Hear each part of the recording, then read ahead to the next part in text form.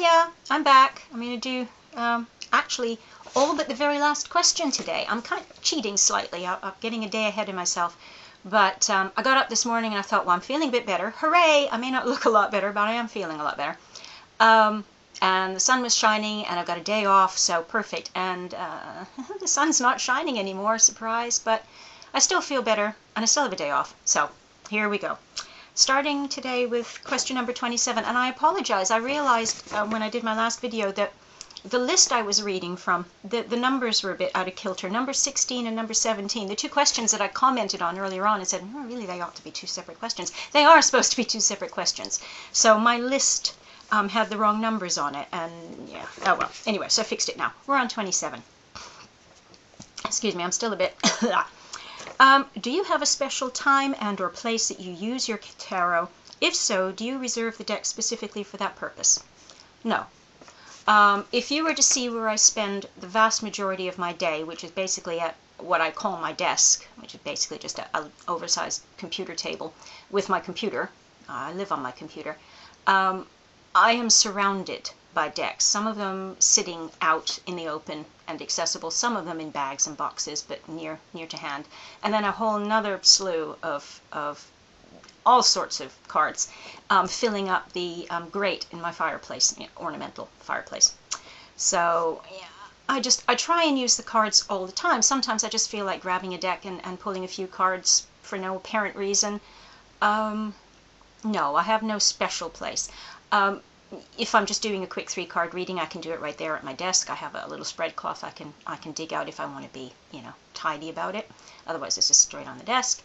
If I want to do a larger spread, then I'll probably just use the dining table, which is just to the right of me.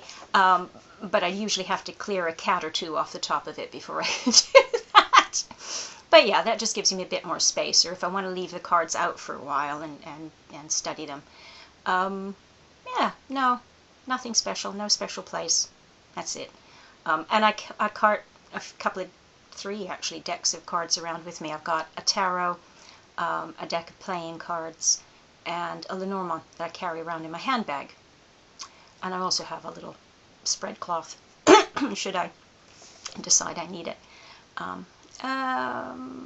It's just a little silk scarf, so it's really thin, really light, just stuffs in my bag somewhere. Yeah. Now, I'm not precious about that. I have no special rituals or anything I have to do or any special place I have to be.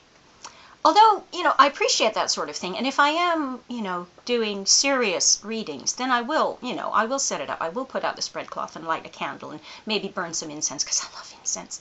That'll be a whole nother video sometime. My favorite incense is how long have you got?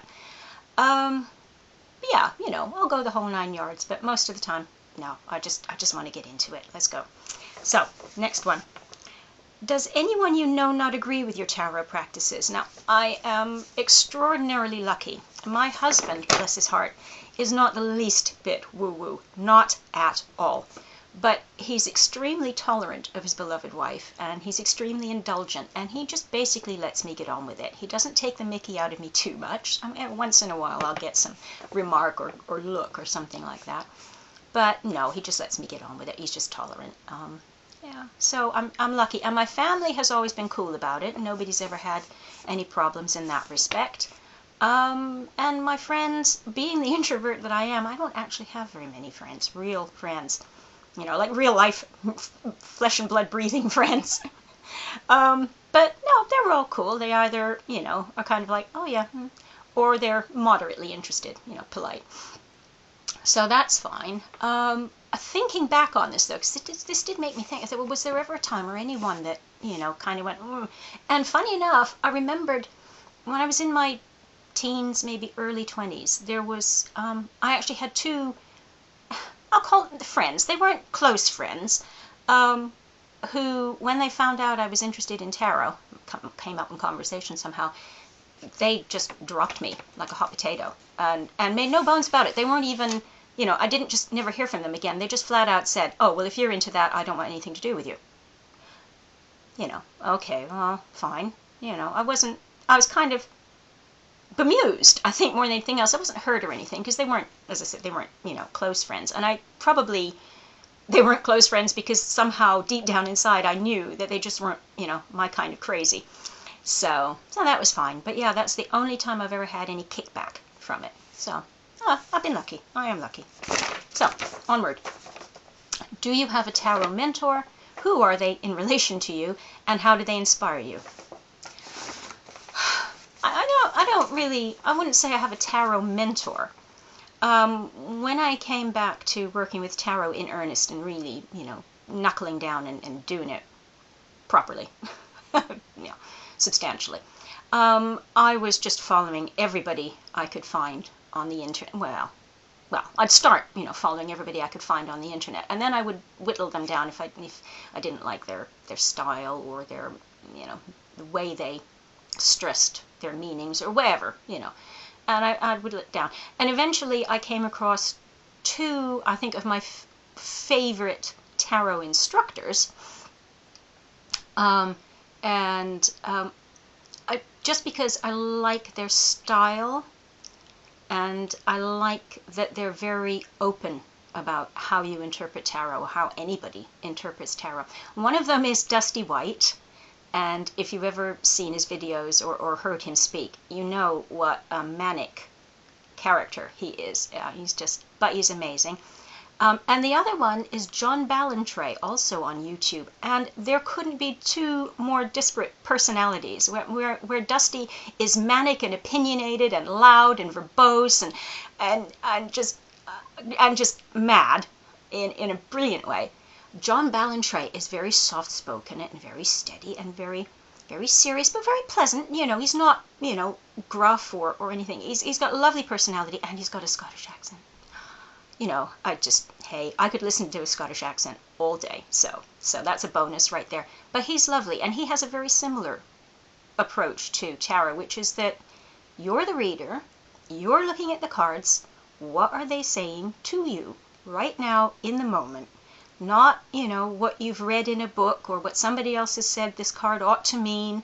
You just go with it. What are they saying to you? And Dusty's exactly the same. I love them. And plus, they're great for just watching how they flow through a reading. That I find that fascinating, and I find that fascinating with a lot of people. I will watch a load of people who do like weekly tarot spreads or oracle spreads or anything, because I'm into any of that stuff. So that's great. It's all grist for the mill. And I'm not going to name any of them because there are quite a few that I love dearly, and I'm sure to miss somebody off the list, and then I would just feel really, really awful. But there's a lot of them who I'm just fascinated to watch how they work week after week. And a lot of them have these lovely personalities. Again, I'm happy to just sit and listen to them. They can read the phone book. I don't care, that kind of thing. So, and those are my mentors. Just real life. Videos of people, because I have no real life outside of my computer. So yeah, that's who I go to. Not so much books these days, although I do have Dusty White's The Easiest Way to Learn Tarot Ever book, and it's brilliant. But I kind of like watching them do their thing. So number 30. Wow, this is it. I'm going to save number 31, the card thingy, for a separate video. So this is where I'm going to stop today. Do you practice any other forms of divination? If so, what is it? And do you use them alongside the tarot to gain more information and insight, or is something separate entirely? I don't, really. I've tried scrying. I've tried water scrying. I know I used to, without actually realizing what I was doing, I know I used to do some scrying when I was a kid. Gosh, that's a whole nother video sometime. I might have to do that. And I've tried going back to that recently. Not really. And I even bought. I went into a crystal shop just to look around. So I love crystals, part of the woo-woo. And I saw a crystal ball, not a very big one. I mean, it's only that sort of size. White calcite, and I love calcite. And it just called my name, and I went over to it and picked it up, and I thought, ooh, yeah, I like you. You like me. This is good. You're coming home with me. wandered around the shop, and in a completely different place that I almost missed, there was another selection of crystal balls, and I found a slightly larger, I mean, we're talking maybe about that sort of size now, clear quartz crystal, not clear, and to be honest, I wouldn't want a clear one. I kind of like the inclusions and all the fuzziness. And I looked at it and I thought, oh crap, I'm going to go home with 2 crystal balls. I just know I am.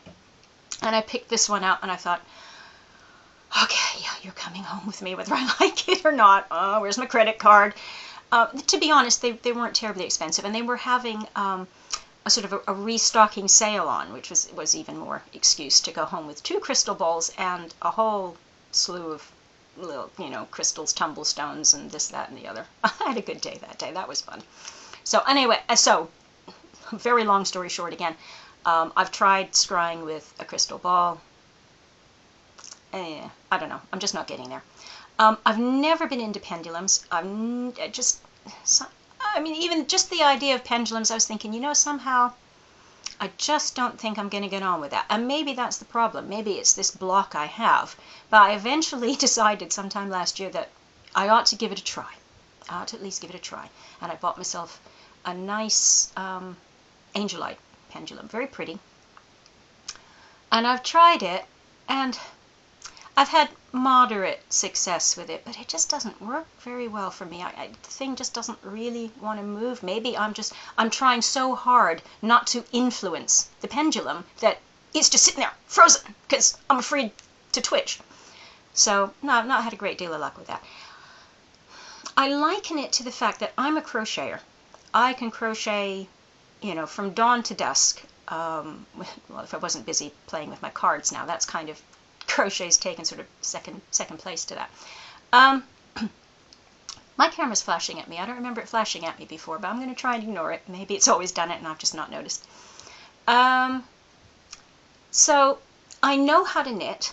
I know that I understand the mechanics of knitting. I can do a knit and a purl, and I can just about cast on.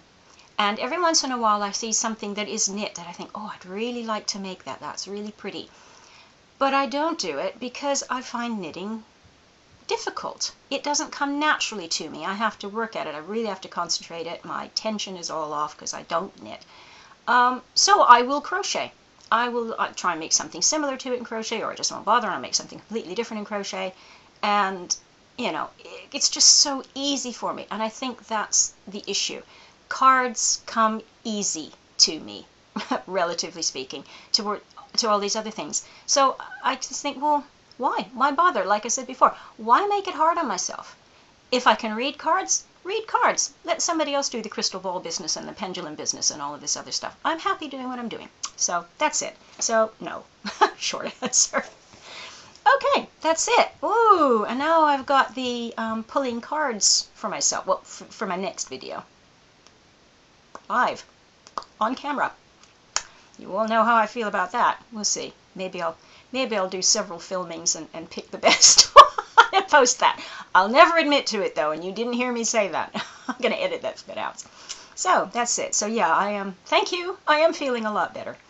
Yeah, hope things are good where you are, and I'll see you soon for the final episode of Ethony's 31 Days of Tarot video prompts. I am so glad I've gotten this far. I'm really proud of myself. I wasn't sure I'd do it. So anyway, see you again soon. Take care. Bye.